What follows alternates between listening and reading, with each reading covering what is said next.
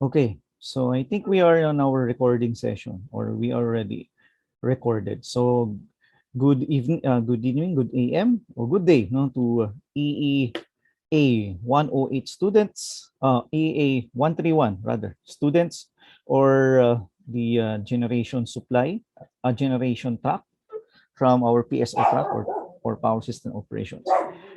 Now, today we will discuss choice of supply voltage, no, the theories behind that, some relevant legends, and some derivations, no, so that you can have an idea what is the importance of having a voltage supply. It's very important. Okay, why? Because number one, the choice of the supply, no, it will be dependent on the load requirement. Second, it will be dependent on standards as well. So when you go outside and then you are a practitioner, a consultant, no, one um, requirement is you need to design, or you need to operate a certain equipment. Depends on voltage and what type of supply it is, no, single phase to two wire, single phase three wires, three phase three wire, even if that is a AC or DC. Not always AC, huh? But we can have a DC supply as well. So in this case, we can cover at least 6 types, no, from AC and DC. And then from there, we can have the derivations, which is we can do today. And then the problem solving will be given to you, no, in the next meeting. Okay, so it's very important, no, in terms of standard, in terms of operation, so that you can have an idea what are the types of supply that is intended, no, for applications, no, in terms of the industry side, and of course, no, from commercial and residential. Okay, let us move on, no. So as I mentioned, no, it can be AC or DC, because not always, no, that we have, no, our system in terms of AC. Although practical, it's AC, di ba? But on DC, it's very obvious, no, because of electrical traction.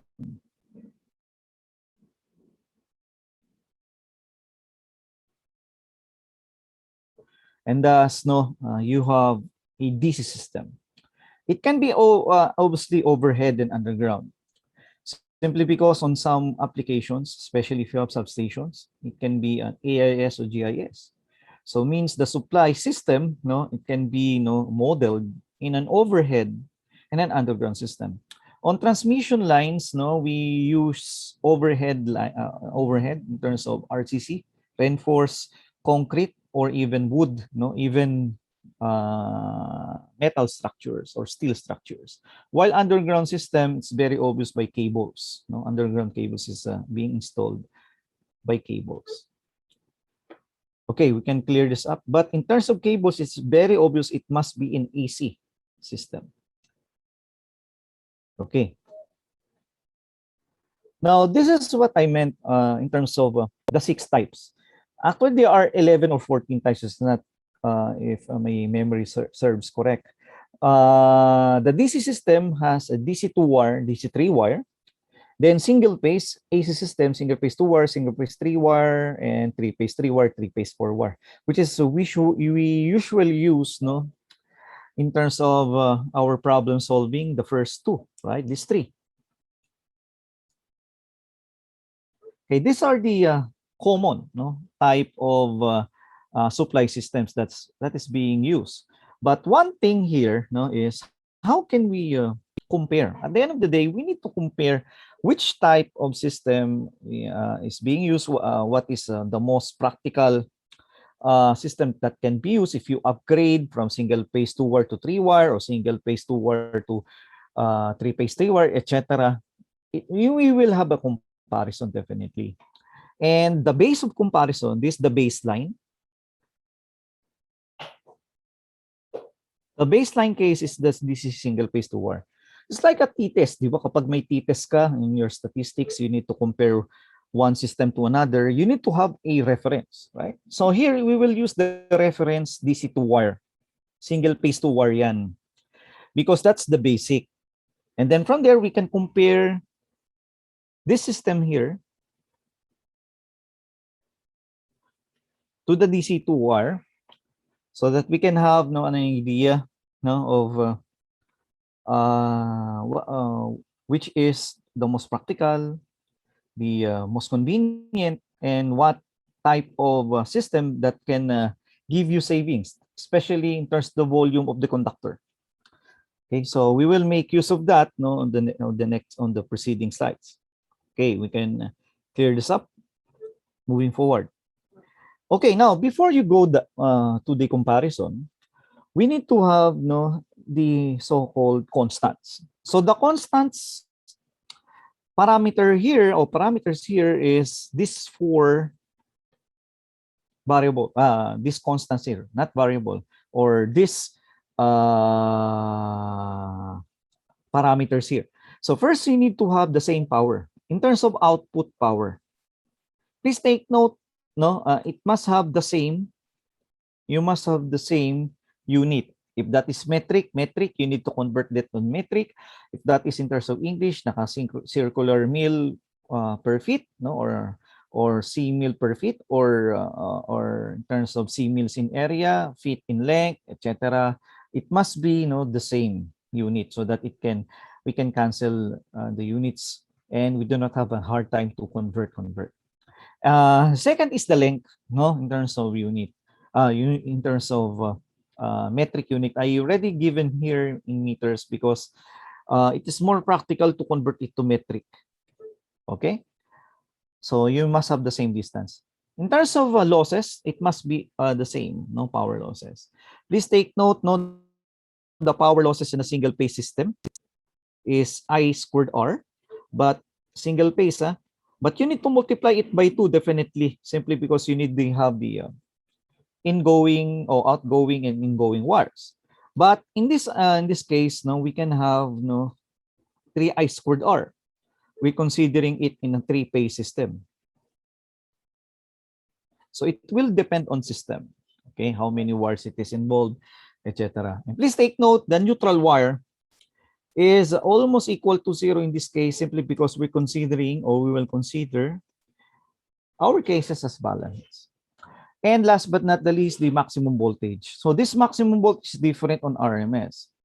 Simply because to get the RMS here, we have this equation, no, on your circuits too, right? So the BM here is the maximum voltage. So this is the same heat, no, RMS, diba? Root mean square is the same heat produced by the system, no, with the same time, with the same duration, no, so with the same energy. So it means that is the root mean square. Parang how to convert a DC to AC with the same heat dissipation, same losses, no, same length, etc. So it must be in terms of maximum, kasi our main or baseline case is a DC case, right? So it means in terms of signal, di ba, ganito yung sa DC natin, this is the maximum. So kapag naka-AC ka, yung maximum na sinasabi is this value, di ba? Or the peak-to-peak value of the signal. Okay. Now we can go forward. Okay. So this is the so-called legends, the power factors cosine theta. This is the volume of the conductor material. L is the length. Line losses, WL, VM, maximum voltage, P, power to be transmitted, P out, resistivity of the material. So again, as I mentioned, it must be metric. So it's very clear, that we can have the following here. Okay, so ito watts, ito in terms of meter, power factor, volume ng conductor material, cubic meter, no? Okay, so meron pa rito, yung in terms of the skin effect factor, we can the skin effect factor Kp.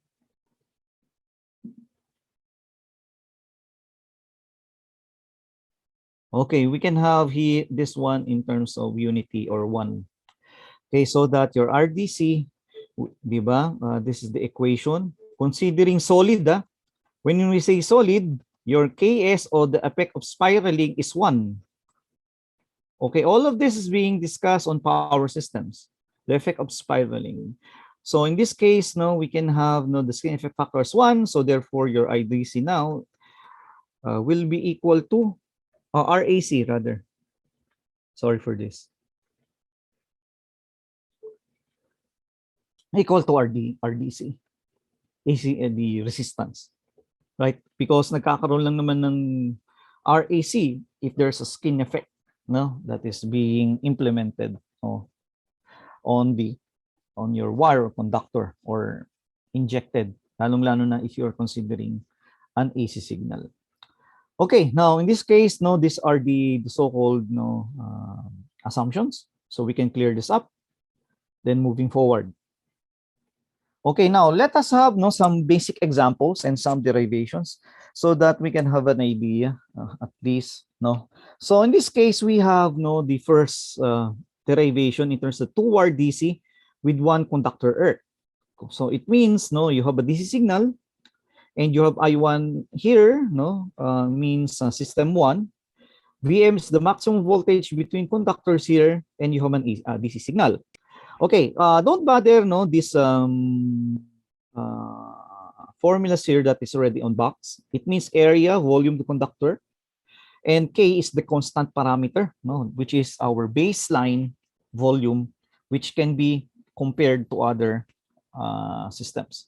So we will derive it first, on the first few slides, and then if you have the feel, on how to derive it, then we can discuss, the next few slides smoothly. So in this case, let's move forward.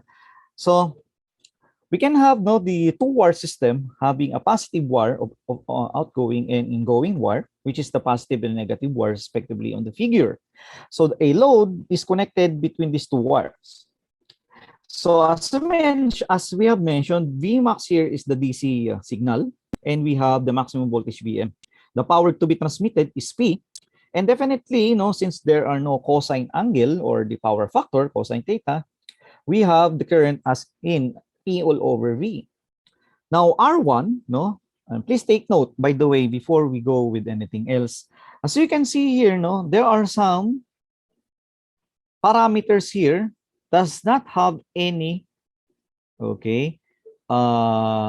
subscript, diba? There's no subscript.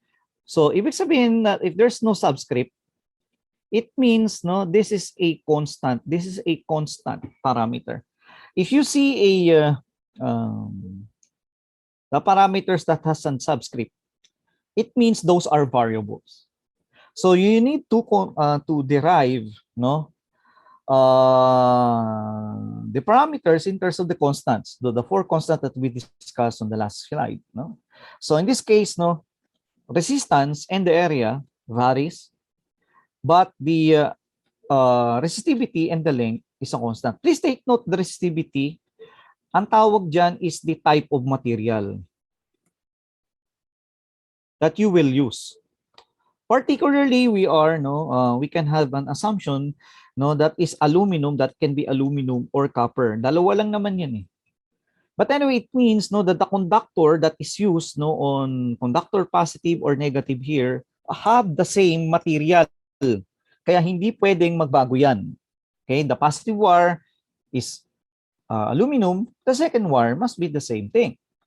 So it means it is a constant parameter as well, yung resistivity of material. Okay, now in this case, we have that. Now, since the line losses you have two, please take note, this is a single phase two wire. So you need to multiply, the I squared by R1 by 2. As expected, substitute I1 in here. And what is R is rho L over A, as usual. Please take note, this is RDC. Okay, eugenizing and simplifying, we can have this relationship. Yes, this one. In terms of this equation, 2p squared rho L all over W means losses, and then Vm squared, or maximum voltage. Now, we can now get the volume of the conductor as usual by multiplying whatever the area is multiplied by the length. The volume of the conductor, area times length, so then you can have cubic meter. Okay, now in this case, we can now clear all the annotations. and then we can now move forward. Okay, in this case, yeah, as expected, you need to multiply, the volume of the conductor by having 2, 2A1L, because you have 2 conductors, right? So if that is 1 conductor only, there's no multiplying by 2. Now, since you have 2 here, and then we can arrive at this equation here. Now, this equation here is the volume of the conductor, okay, in a single phase 2-wire DC. Or simply, this is the constant parameter K, I could say, wherein that will be the one who will compare all of the next or succeeding systems to this constant, because we need to compare, di ba? So in order to compare, you need to have a baseline area or parameter or system rather. So in this case, we have the single phase 2-wire. So this is the basic quantity. So it is usual to make this system as the basis of other systems simply because of its simplicity. And therefore, the volume to conductor material required is simply equal to this, 4 times P squared. So power output, rho, resistivity, L squared all over losses times VF squared. So one interesting observation that you see here is all of the parameters are already incorporated. These are the constant parameters of comparison, right?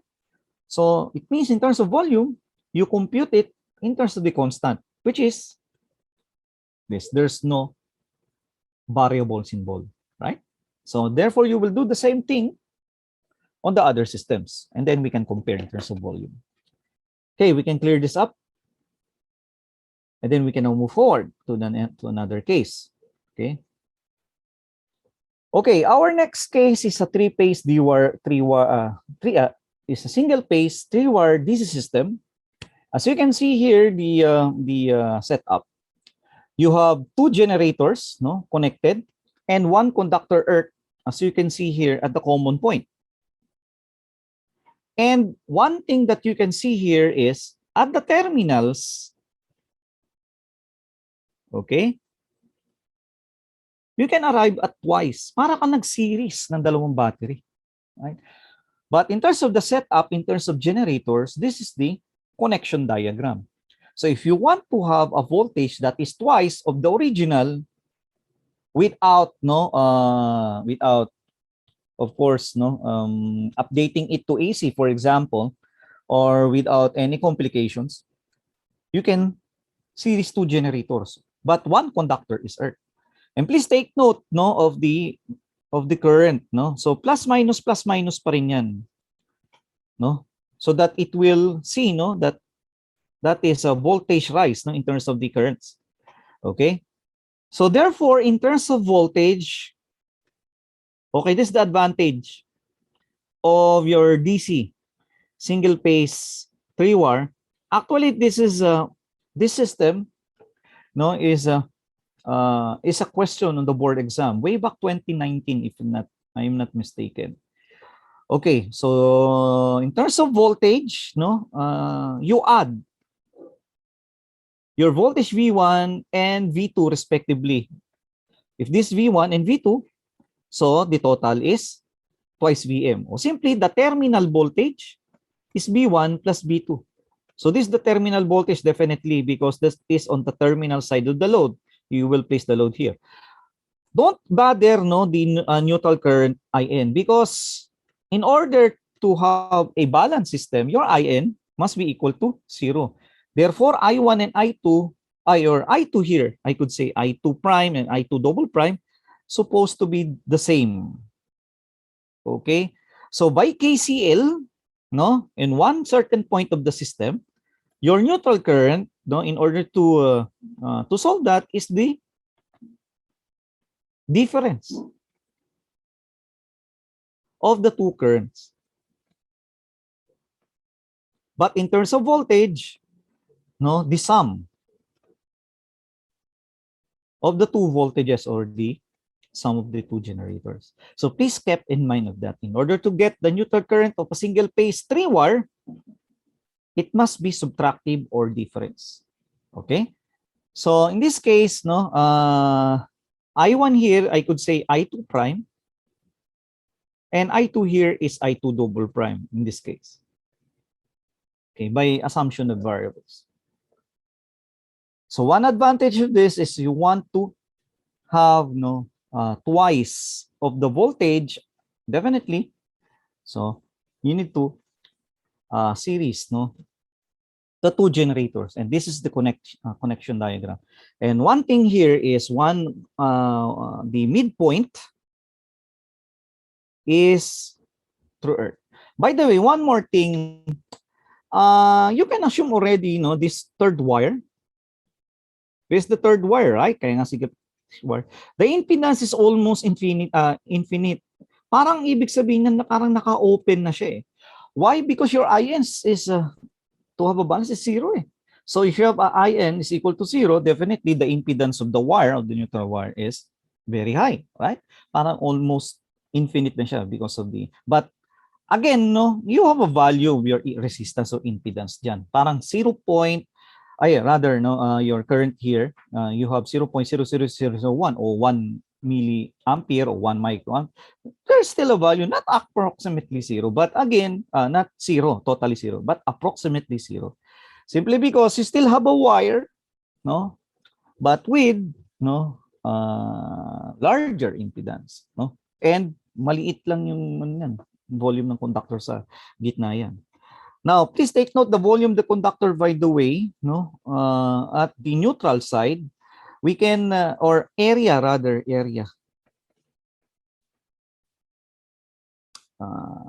erase this. Okay, we can assume the area of the neutral as 1/2 or 0.5 of the area of the conductor. It means kalahati. Because the lower the area, okay, the larger the resistance is. Because, di ba, resistance is inversely proportional to the area. Okay, now we can clear this up and then we can now move forward to the discussion proper. So as usual, napinsin ninyo, we already have the conductor wire at the midpoint as open, so mawawala siya. And then you must volted the midpoint here to Earth. A setup here in terms of voltage of the V1 and V2 here, then twice Vm as usual with the currents that is flowing paikot doon sa loop. Okay, now the load current here is definitely twice Vm, P all over twice Vm.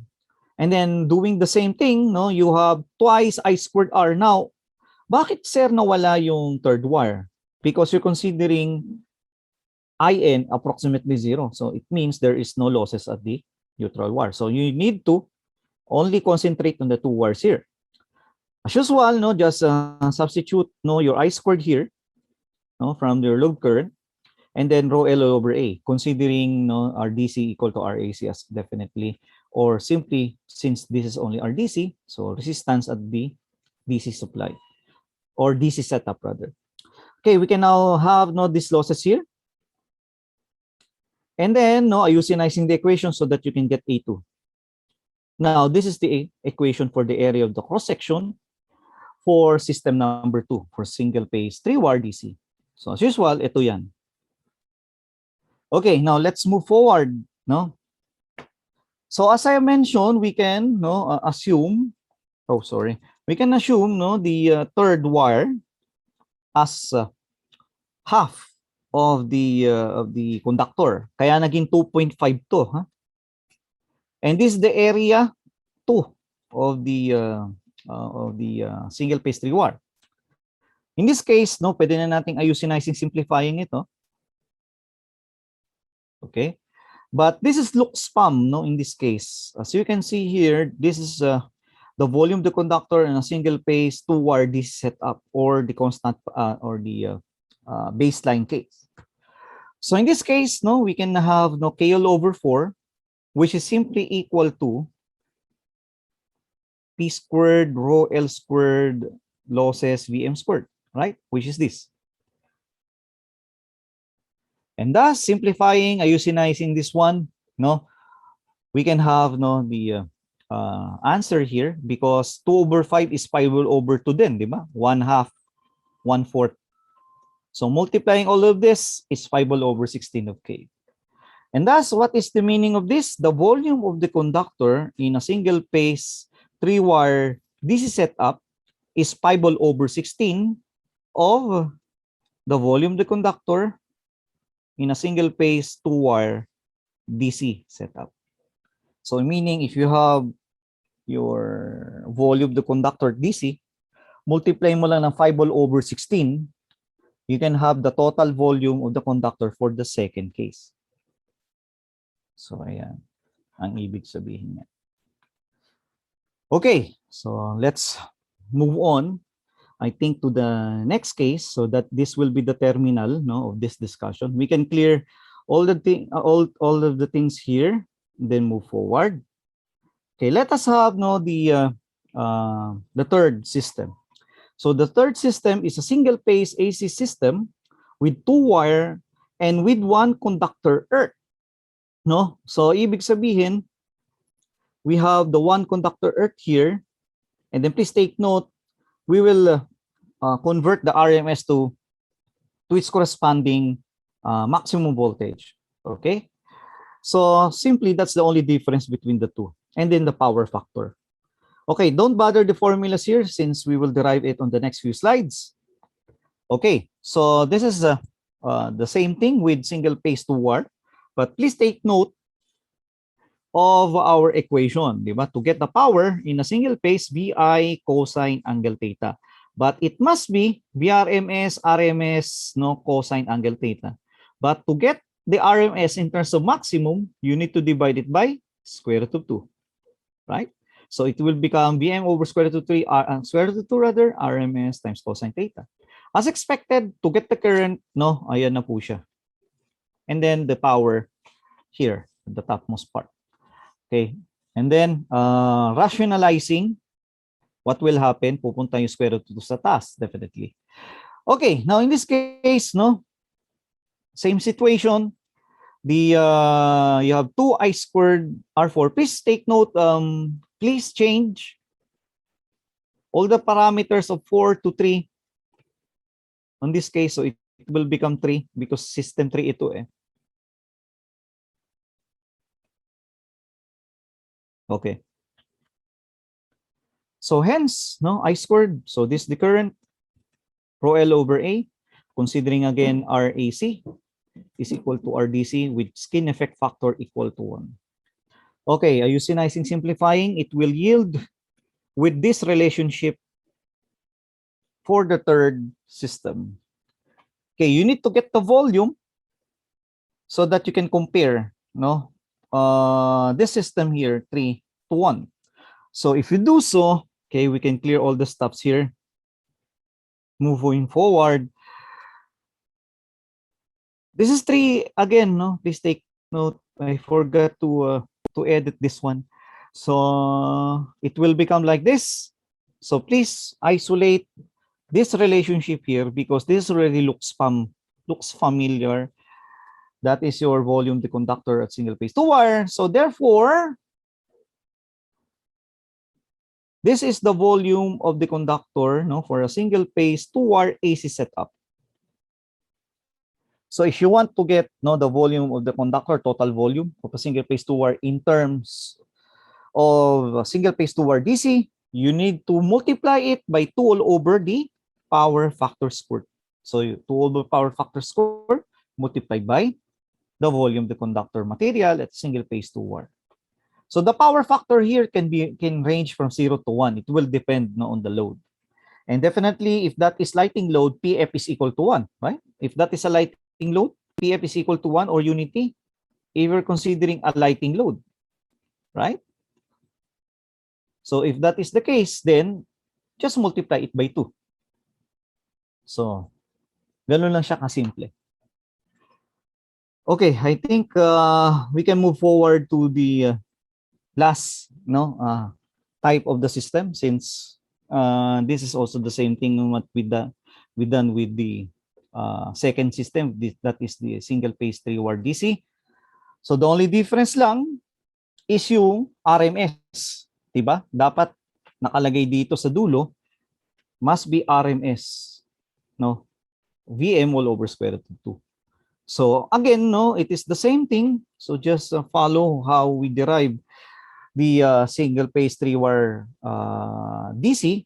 The only difference is, ayan nga po, no, yung VM over square root of 2, which is this.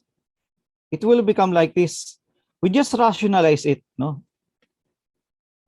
When you say rationalize, you need to multiply this equation by square root of 2 square root of 2. Please take note, this is equal to 1, huh? So there's no, we did not change, no, the equation, just the format. Then what will happen is 2 over square root of 2 ito, and then magiging 2 to times VM, cancel and Gretel yung 2, and it will yield with square root of 2 BM. Okay, if you do that, no, so again, this is all of the 5s, please change it to 4. Okay, so sorry for this. And then Viola, no, we can now derive, no, this the area and the volume of this system. Okay, if you do so, no, by following again what we done, no, from our last few derivations. Okay, I squared, then R. The R is rho L over A 4, and RAC is equal to RDC with the skin effect equal to 1. It will yield with this, isocinizing get A4, and then we have this relationship. Okay, if you do so, no, we can clear all the drawings here and then move forward. The same thing, by the way, the area of the conductor in the neutral is 0.5 of the area of the wire of conductor outers of the outer wires. So we can have an assumption. So we can assume. So for this 2.5 yan, then if you multiply the area by length, you can now get the volume. So just isocinizing again, and then leave this one as a look spam as k all over 4 from our last few derivations. And then the answer is this, no? 5 all over 8 of the power factor squared multiplied by the k. And that is the volume of the conductor of a single phase 3-wire AC system.